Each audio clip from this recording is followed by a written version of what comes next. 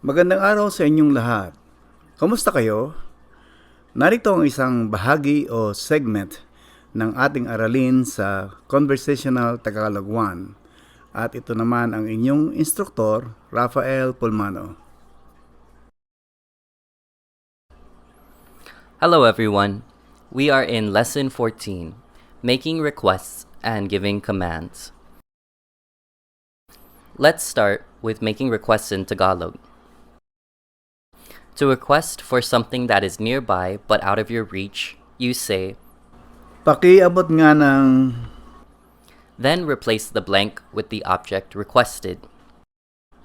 In this expression, Paki, means please, abot, means to pass, nga, is used here for emphasis, and finally, ng, although a preposition similar to our English of is used here as an article the.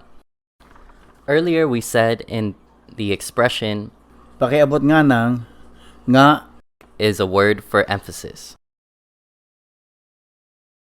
We can remove the nga, without changing the message or meaning of our request. pakiabot ng, Still means please pass the blank. Here is example 1, requesting to pass the coffee.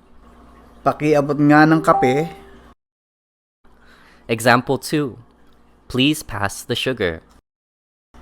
pakiabot nga ng asukal, Finally, here is example 3. What do you think is being requested? Good.